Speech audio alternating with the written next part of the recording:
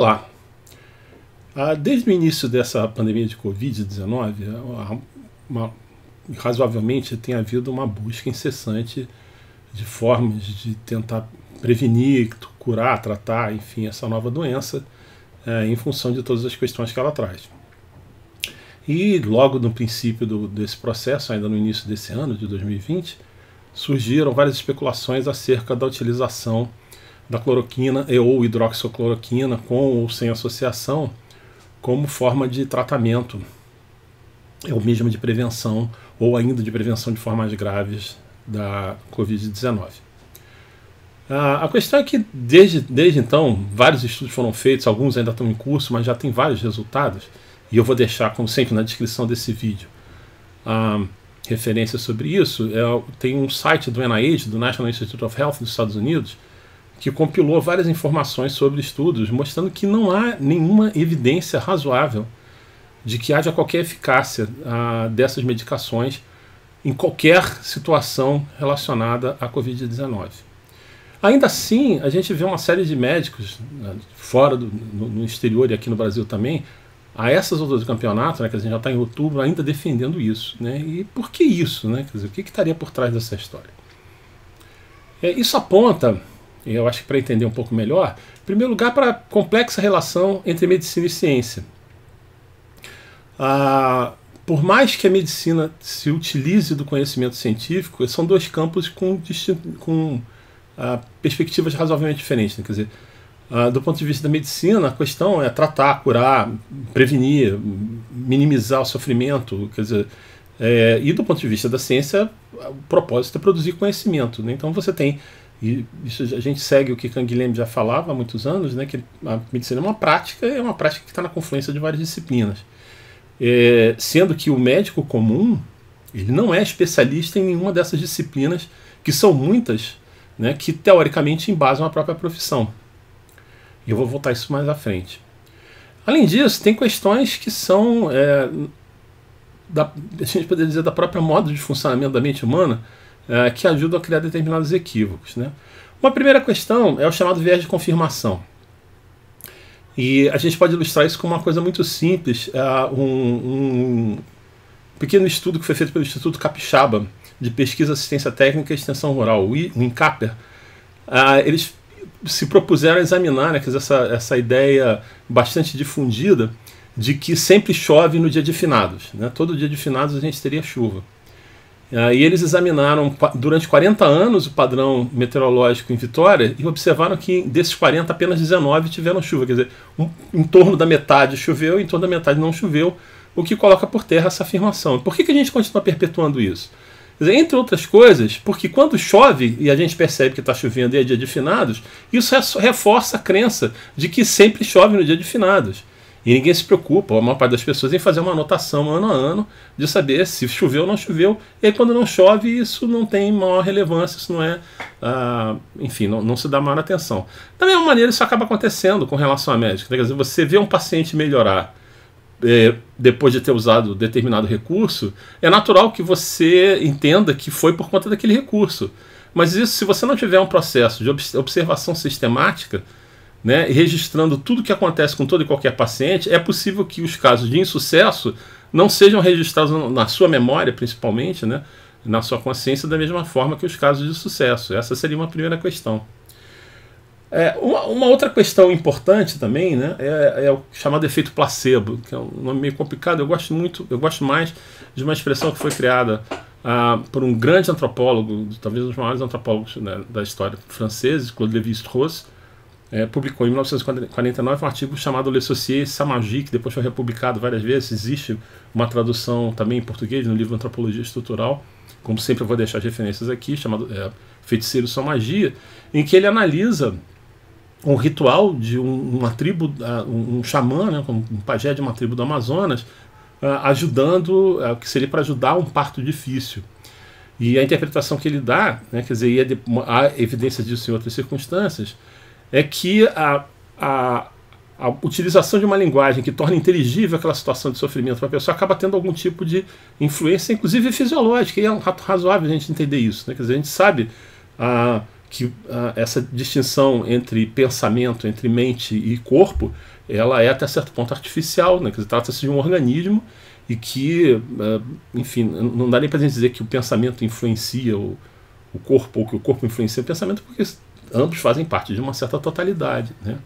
E a gente tem vários exemplos disso, e eu vou citar um exemplo, e aqui só fazer um parênteses, depois eu vou voltar a isso, porque uma das questões que se discute muito, né, quer dizer, que um caso, né, em inglês anecdote, né, um relato de caso não é alguma coisa que tem um peso de evidência tão forte. O que eu tenderia a concordar para a maior parte das situações, mas tem determinadas situações muito específicas e que a ocorrência de um único caso seria suficiente como demonstração. Eu tenho um exemplo clássico com relação, se não me engano, perguntando a Popper o que seria suficiente. Agora eu não tenho certeza de quem, mas alguém da área de filosofia da ciência, né? O que seria suficiente, o que faria abandonar a narrativa sobre evolução.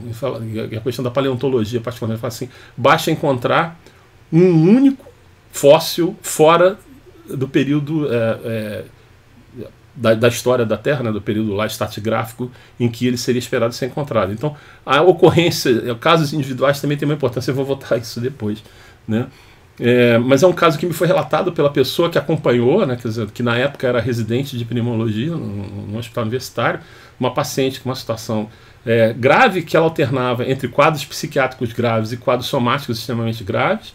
Ela tinha uma insuficiência respiratória gravíssima, ela precisava tomar um determinado medicamento que tinha para debelar as crises que ela tinha, né? Ela fazia crise de broncoespasmo, que caía a pressão parcial de oxigênio dela a níveis quase que incompatíveis com a vida, e isso era muito ameaçador, muito assustador, né? Quer dizer, a medicação revertia, pelo menos parcialmente, esse quadro, mas ela também tem efeitos tóxicos, então havia uma quantidade máxima que ela podia utilizar ao longo do dia. E quando ela começava a ter crises repetidas, né, desse quadro, isso criava outros problemas. Então, numa discussão, era um grupo de suporte, né, exatamente para dar conta dessas dificuldades de relações médico-paciente que existiam, coordenado na época pelo professor Júlio de Melo Filho, um nome importante na psicologia médica brasileira.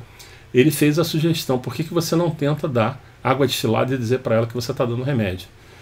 E com muito medo e com um equipamento de parada do lado, quando essa paciente entrou nesse quadro de broncoespasmo grave, né, e já quase cianótica, ele chegou com uma seringa cheia de água destilada, falou para ela: aqui está o medicamento que ele teria que ter usado, que supostamente faria ela ficar melhor, injetou, e ela saiu da crise, né? Quer dizer, é o que tudo indica, por conta da eficácia dela imaginar que estava tomando aquele remédio, não, mesmo na ausência dele, né? Então isso é uma questão que é importante, que impacta, né? Quer dizer, a expectativa que a gente tem com relação, especialmente com relação a certos sintomas, quadros sintomáticos, uma série de coisas, há um efeito real, né, das expectativas nisso. Tomado em conjunto, né, quer dizer, isso ajuda a entender por que algumas pessoas, mesmo contra toda a evidência acumulada que a gente tem, continuam apostando nisso. Essa seria uma das explicações. Mas, por outro lado, às vezes isso tem razão, essa relação, né, quer dizer, do conhecimento disponível, que é sempre um conhecimento sobre generalidades e pacientes individuais, ela não é linear, ela não é tão simples. E há determinadas situações em que há que se colocar em questão, né, quer dizer, o que essa evidência produz. Não neste caso específico da cloroquina, mas existem situações onde a gente precisa parar para pensar um pouco, né? Eu citei no vídeo anterior, e eu esqueci de citar o nome dos autores, né? Reeds e Pedersen, em 92, publicaram um artigo chamado Causality in Medicine, Towards a Theory and Terminology, referência, como sempre, vai estar na descrição do vídeo, em que eles chamam a atenção que há uma diferença entre você falar em causas pensando do ponto de vista da epidemiologia, né, que são causas que dizem respeito a grupos populacionais, e situações individuais, porque que aquele paciente desenvolveu aquele adoecimento, né? Inversamente, o mesmo poderia ser dito com relação a tratamento, né? Quer dizer, a evidência que provém por mais forte que ela seja de grandes números, ela precisa de ser ponderada. E aqui eu queria dar um segundo exemplo de uma autora muito importante, né, da Tricia Greenhalgh. Ela é uma autora que tem escrito várias coisas com uma perspectiva muito crítica em relação aos exageros que se faz com relação à chamada medicina baseada em evidência. Ela usa uma situação que ela viveu como exemplo, né? em que ela sofreu um acidente de bicicleta e mostrando como é que a forma como as pessoas estavam trabalhando com os guidelines e protocolos clínicos acabaram se revelando inadequados para a situação dela, né? Particularmente que ela fez uma cirurgia de isquectomia, né? De remoção de parte de disco da coluna cervical, porque o trauma tinha deixado ela com uma sequela ortopédica e neurológica por conta disso, em vértebras cervicais, e também pelo fato dela haver guidelines que não recomendavam o uso de um determinado anti-inflamatório no processo de recuperação de fratura, que poderia interferir com a formação de calo ósseo. E aí ela fala, mas eu já tive experiência de ter tido essas situações anteriormente, usei esse medicamento e não tive problema. Então que isso é alguma coisa que deveria ser sopesada com relação à questão do guideline. Eu vou deixar a referência, né? O artigo é muito interessante, ele se chama Of Lamppost Keys and Fabled Drunkards, a Perspectival Tale of Four Guidelines.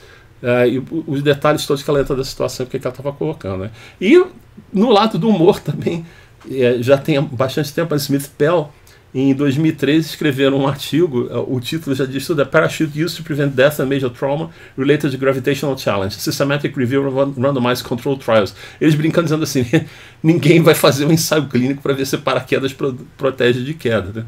Então, saber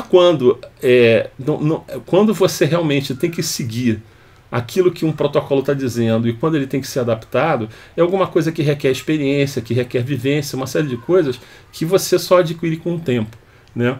Mas, ao mesmo tempo, pesar a responsabilidade que se tem quando se não está seguindo algum tipo de recomendação. E, particularmente, no caso que a gente está discutindo em relação a essas medicações para a Covid, quando você tem uma evidência maciça, né?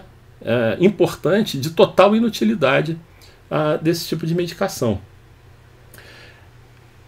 E uma outra coisa, né, quer dizer, que infelizmente é que a formação médica ela não enfatiza, ou pelo menos não enfatiza tanto quanto deveria o raciocínio crítico. Né? O que faz com que as pessoas venham com argumentação desse tipo. Não, porque na minha experiência, mas a minha experiência, quantos pacientes alguém vai ver ao longo do tempo? Né? Quer dizer, numa hipótese otimista, centenas, mas os estudos estão sendo feitos com milhares, dezenas de milhares, às vezes centenas de milhares. Né? Então essa contraposição tem que ser muito bem pensada. Até que ponto eu posso de fato confiar, até que ponto eu não estou me auto-enganando, né? Quer dizer, aí entra o último componente que eu queria mencionar, que é o fato de que, infelizmente, parte dessa pseudo-controvérsia está sendo alimentada por questões político-ideológicas, que não tem absolutamente nada a ver com medicina, com ciência, com tratamento de paciente, nada disso. Né? E a gente só pode lamentar. Eu tinha mencionado Claude Lévi-Strauss, né?